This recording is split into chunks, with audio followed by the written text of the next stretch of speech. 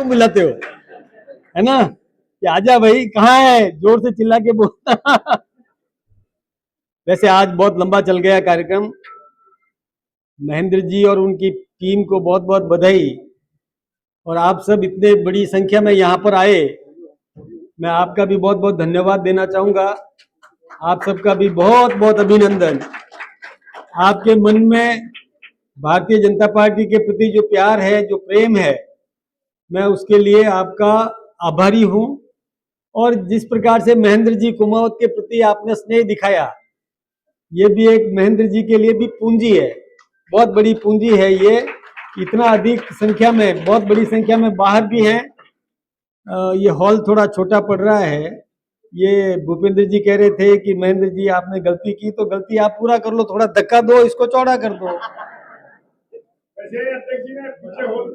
इसलिए वैसे तो ये बात बिल्कुल सही है कि महेंद्र जी खुद भी डॉक्टर हैं, इनके परिवार में भी कई डॉक्टर हैं, इनका एक बहुत बड़ा अस्पताल भी है जिसमें सेवाएं देने का काम भी ये करते हैं। बहुत अच्छी बात है। इनके श्रीमती जी भी आए, मैं उनको भी और बधाई दूं कि आपने भी सही चुना है।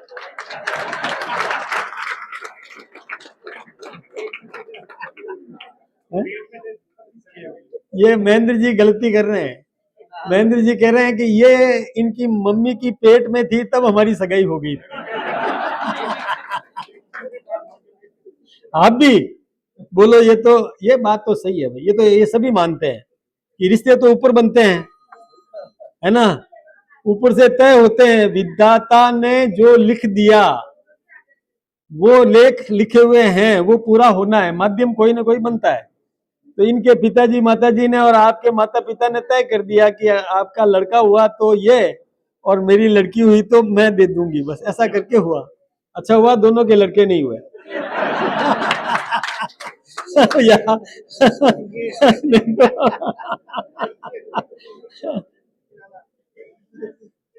खैर कोई बात नहीं। ये अब दीपक जी हंस रहे हैं बहुत, आपके भी ऐसे ही हुआ, चिंता मत करो, सब लोग अपन ओबीसी के लोग हैं। एक बात देखिए, अभी आपको ये सब जगह कह रहे थे कि नाहर सिंह जी के अलावा सारे मंच पर ओबीसी वाले बैठे हैं। अब देखिए कितना बड़ा आपका जुनून है कि आज अभी आपको पता चला होगा कल रात को कि राज्यसभा में जो 2 लोग निर्वाचित हुए हैं वो दोनों ही ओबीसी के हैं। एक तो हमारे आदरणीय सतीश पूनिया जी, आप जानते हो, प्रदेश के अध्यक्ष भी रहे, विधायक भी रहे, पार्टी के महामंत्री भी रहे, वो उनका राज्यसभा में चयन किया। दूसरा आदरणीय अलका जी गुर्जर, जो विधायक भी रही, हमारी राष्ट्रीय मंत्री भी है पार्टी की, और उनको भी राज्यसभा में जाने का अवसर मिला है। तो ये ओबीसी तो भाई बहुत भारी पड़ रहा है, इसलिए ओबीसी का वर्चस्व बढ़ रहा है। तो ओबीसी को भी ताकतवर वैसे तो है ही है, इसलिए कोई ताकतवर बनाने की बात मैं कहूं तो कोई मतलब नहीं निकलेगा, पहले से ही ताकतवर हो। और अभी तो चुनाव होने चाहिए थे, वो भी ओबीसी आयोग के कारण से ही, और अभी अटका हुआ है। नहीं तो ये जो भूपेंद्र जी कह रहे थे कि चुनाव आने वाले इंतजार कर रहे हैं हम, तो जल्दी आ जाए, लेकिन ओबीसी आयोग की रिपोर्ट आने में थोड़ी सी क्यों गणना नहीं हो पा रही है। हम में से अब नार सिंह जी जैसे बीच में आ जाए तो पता ही नहीं चलता कि कौन ओबीसी कहाँ बीच में, इसलिए थोड़ा सा ओबीसी का मामला थोड़ा बड़ा भारी है। एक बात हम सबको ध्यान में रखनी है भाई, इतनी बड़ी संख्या में आप आए हो, तो मैं एक संदेश आपको देना चाहता हूं। देखिए, समाज में जागृति जरूरी है। अब जमाना बदल गया है। अब जमाना ऐसा आया है कि जो जागता रहेगा, जागृत रहेगा, वो आगे बढ़ेगा। जो सावधान रहेगा, दुनिया में क्या हो रहा है, हिंदुस्तान में क्या हो रहा है, हमारे आसपास में क्या हो रहा है, इसकी जानकारी जो रखेगा वही सही निर्णय ले सकेगा। जिसको जानकारी नहीं है उसको निर्णय लेने में भेड़ चाल चलना पड़ेगा कि पड़ोसी जिस दिशा में जा रहा है मुझे भी जाना है। इसलिए ये ठीक बात नहीं है। जागृत रहो और जागृत करो, लोगों को भी जागृत करो। यह आज के जमाने की आवश्यकता है। अब आप जागृत करने की बात करोगे तो मैं कुछ बात आपसे पूछूं। देखिए, आप में से सब समझदार लोग हो जो अपना घर बार छोड़ करके इतनी दूर आए हो, सबके घरों में काम है फिर भी छोड़ के आए हो। आप ये देखो कि 2014 से पहले रोजाना अखबार में घोटाले के आते थे कि नहीं आते थे? आते थे ना। कभी बोफोर्स घोटाला, यानी शस्त्र बाहर से खरीदने में, तोपें खरीदने में घोटाला, कमीशन खोरी होती थी।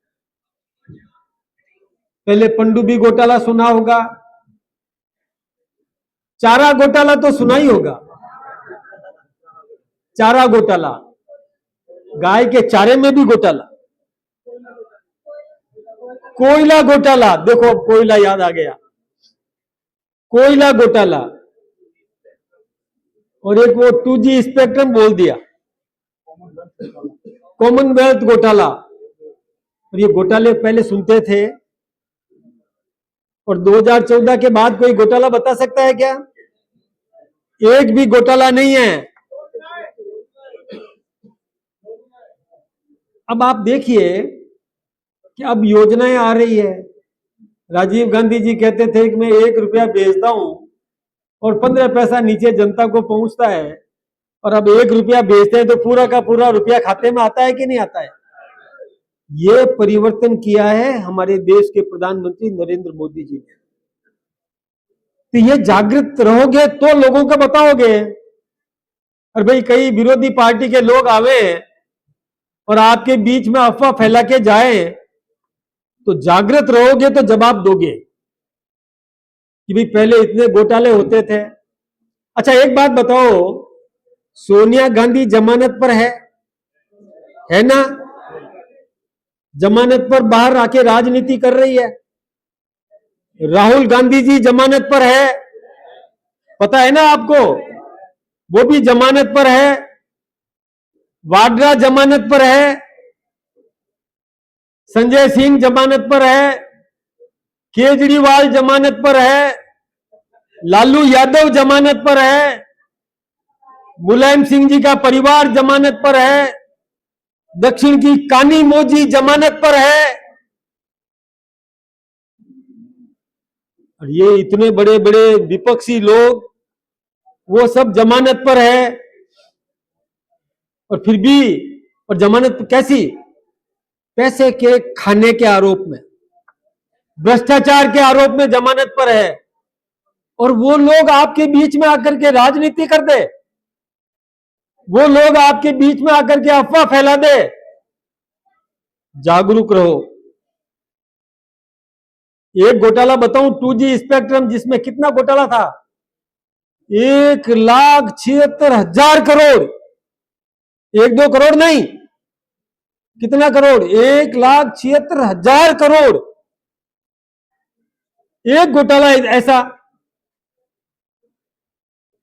भाई एक बात बताओ, ये यदि घोटाला नहीं होता तो आपकी सड़कें बनती कि नहीं? आपकी ट्रेनें बढ़ती कि नहीं? आपको बिजली और मुफ्त में मिलती कि नहीं? किसान को भी मुफ्त में बिजली मिलती कि नहीं? सबको रोजगार मिलता कि नहीं? उद्योग होता कि नहीं? ये सब कुछ होता। ये यदि घोटाले नहीं किए होते तो पैसा किसका था पता है आपको? पैसा हमारा था। केवल कहने से नहीं होता, मैं सच्ची बात बताता हूं। मेरी इन बहनों ने साड़ी कपड़े खरीदे, पूरा पैसा दुकानदार को दिया ना। उसमें टैक्स का पैसा शामिल था जो दुकानदार ने आपसे वसूला और सरकारी खजाने में जमा कराया।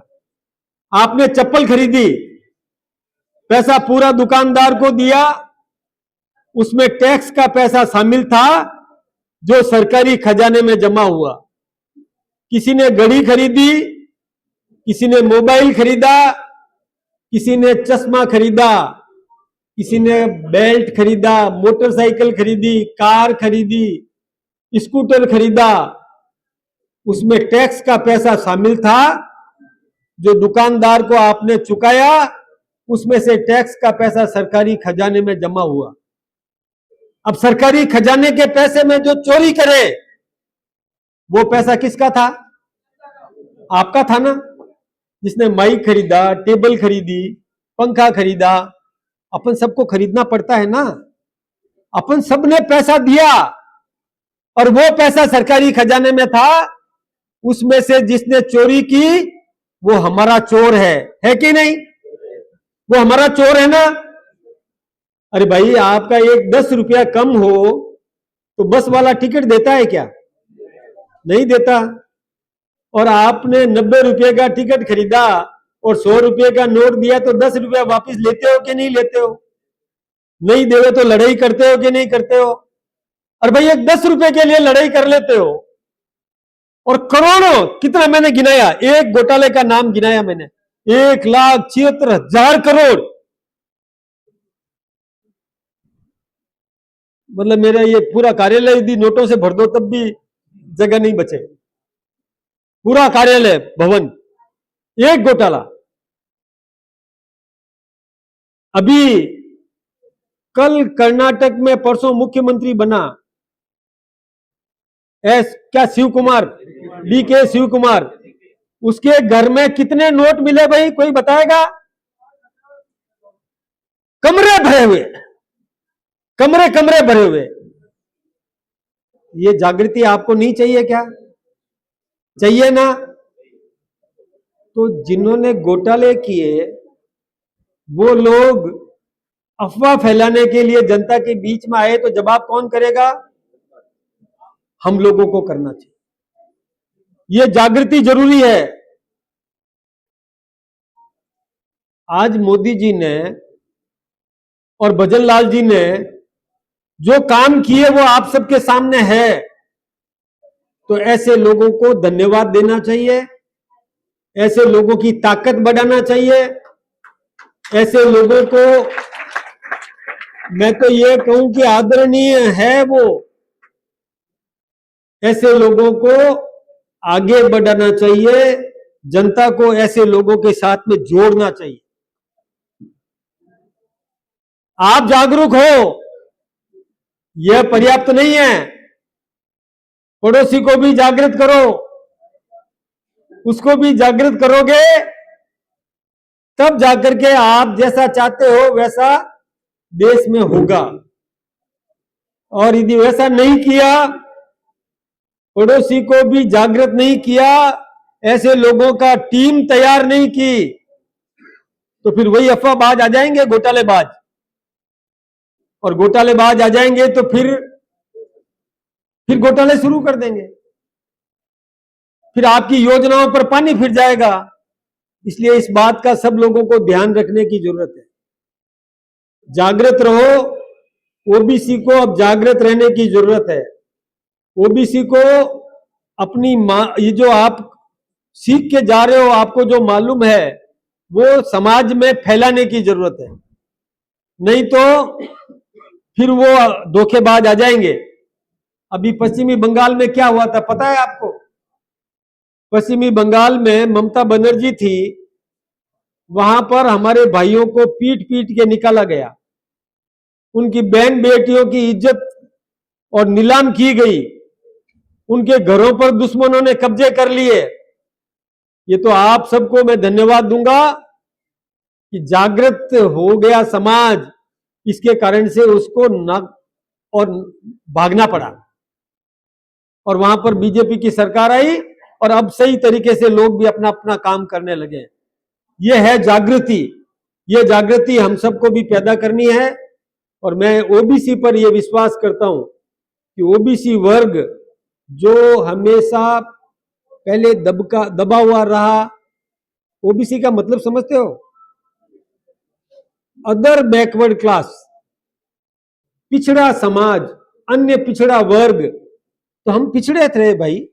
क्यों पिछड़े रहे? क्योंकि ऐसे घोटालेबाज घोटालेबाजों के हाथ में सत्ता थी, वो घोटाले करते रहे, इसलिए हम पिछड़े रहे। अब पिछड़े रहोगे क्या? पिछड़े रहना है क्या? नहीं रहना है ना। इसलिए ऐसे घोटालेबाजों को आने मत देना, और हम भी अगड़े बनेंगे, हम भी अगड़े बनेंगे, हम भी विकसित होंगे, हम विकास लाएंगे। नरेंद्र भाई मोदी जी जिन्होंने ये तय किया है कि विकसित भारत बनेगा, विकसित भारत, उसमें कोई पिछड़ा नहीं रहेगा, मजबूत होगा। लेने वाली भावना छोड़िए, देने वाले बनो, यह स्थिति हम सबकी बननी चाहिए। यह काम हम सबको करना है। इसलिए हमको मजबूत बनना है, संपन्न बनना है। वो सब सुविधाएं जो किसी और के पास में है, वो सब सुविधाएं आप सबको भी मिलनी चाहिए, वो सब व्यवस्थाएं आपको भी मिलनी चाहिए। यह स्थिति हमारी बने, इसके लिए विकास करो, जागृत रहो, नई पीढ़ी को भी आगे बढ़ाने की योजना बनाओ, उसको भी समृद्ध करो, उसको भी विकसित करो, उसको भी उद्योग में आगे बढ़ाओ, उसको भी, और हर मामले का अनुभव हो, ऐसी स्थिति उसको बनानी है। तब जाकर के आपकी आत्मा भी खुश होगी, आपका मन भी संतृप्त होगा। आप सब लोग देश के योगदान विकास में अपना योगदान दे सकोगे। यह संकल्प लेकर के हम सबको जाना है। और ओबीसी में जो टीम है, अनुभवी लोगों की टीम है, कोई कमजोर नहीं है। ये जितने भी मंच पर बैठे हैं सब एक से बढ़कर एक हैं, और जो सामने बैठे मैं कईयों को जानता हूं, सब मजबूत हैं।